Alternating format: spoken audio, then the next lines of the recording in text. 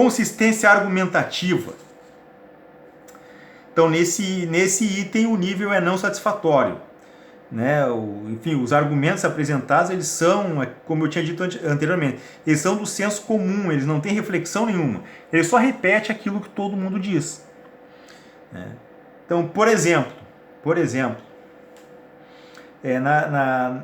nas linhas 10 e 11, quando ele escreve: esse instinto nos leva a estarmos entre o certo e o errado. Né? Uma frase que não contribui nada com o texto. É aquele tipo de frase que é só para encher linha, que não contribui nada.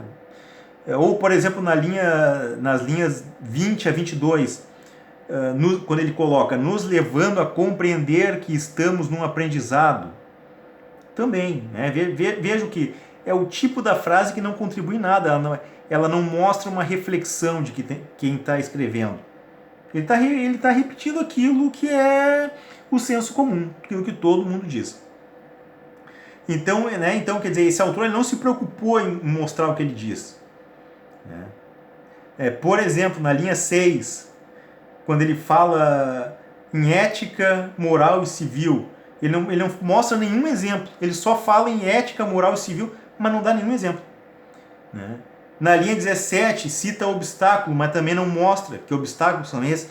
Veja, o texto dele é muito impreciso, deixa muitas lacunas.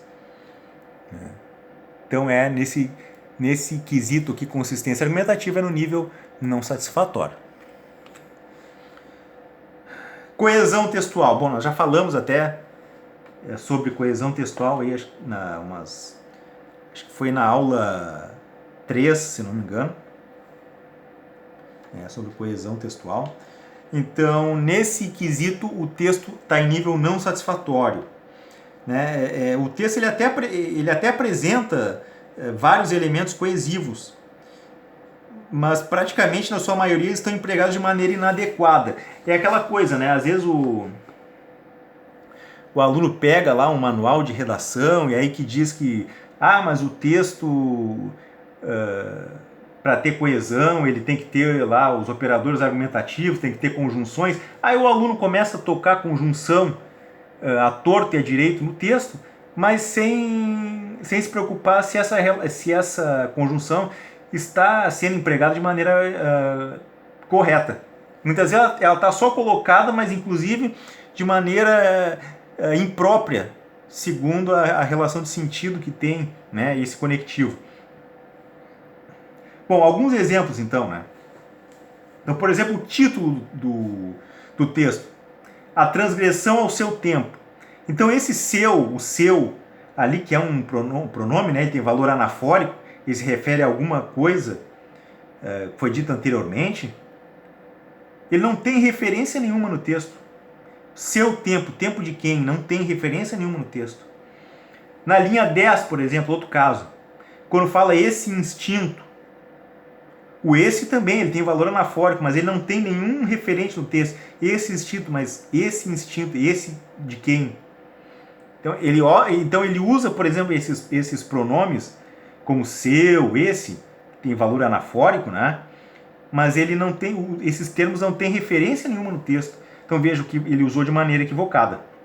Né? E sobre os operadores argumentativos, por exemplo, na linha 8, ele usa o entretanto, só que de maneira equivocada, porque o entretanto ele é uma conjunção, né, adversativa, que mostra contraste e oposição, mas ele não se encaixa ali onde o autor do texto colocou. Ele não cumpre o papel de mostrar contraste e oposição. Outro caso, na linha 11, o assim, a palavra assim na linha 11. Né? Então, quer dizer, esse nexo ele estabelece uma relação de conclusão. Né? Só que ela não respalda o primeiro argumento. Né? Então, o assim ali, ele também foi usado de maneira equivocada. Né? Ele não respalda o que foi dito antes. Então, nesse quesito a coesão, um texto com problema. Então, está no nível não satisfatório. Autonomia, também nível não satisfatório. Então, né, então, segundo a avaliação da URGS, essa redação ela está no nível não satisfatório. O ponto de vista ele é banal e as relações entre as ideias defendidas elas são de um lugar comum. Né? Elas não mostram algo, uma ideia própria de quem está escrevendo. É só estar reproduzindo aquilo que todo mundo fala. Então, nesse quesito, um texto não apresenta uma ideia própria do autor. Próximo item, criticidade. Nesse quesito, o texto se encontra no nível satisfatório. Né? Quer dizer, a redação está no nível satisfatório porque se observa uma tentativa de criticidade.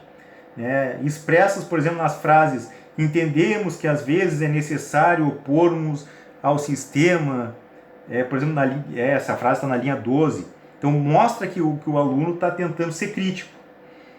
Ou no primeiro parágrafo também, né, mostra que o aluno está tentando ser crítico. Né? Enfim, criticidade nesse sentido, ainda que o texto com todos os problemas, ele está no nível satisfatório. E o último item, no caso, agora, estilística, o texto está em nível não satisfatório. Né? Quer dizer, o autor do texto ele foi infeliz nesse item. Ele pretendeu selecionar vocábulos, só que certamente que não fazem parte do universo linguístico dele. O autor usou algumas palavras das quais ele não tem domínio.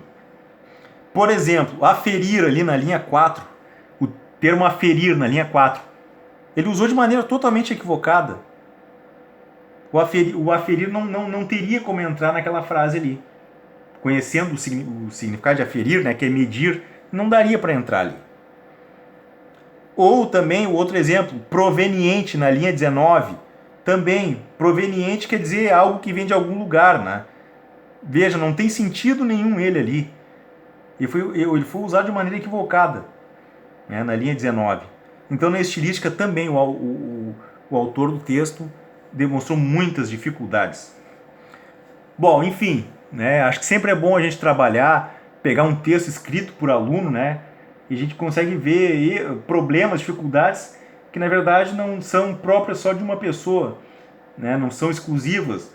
Muitos alunos apresentam dificuldades assim também. Então, por isso a gente pode aprender, né? Enfim, fazendo uma reflexão sobre esses erros. Certo, pessoal? Então, até a próxima, tá?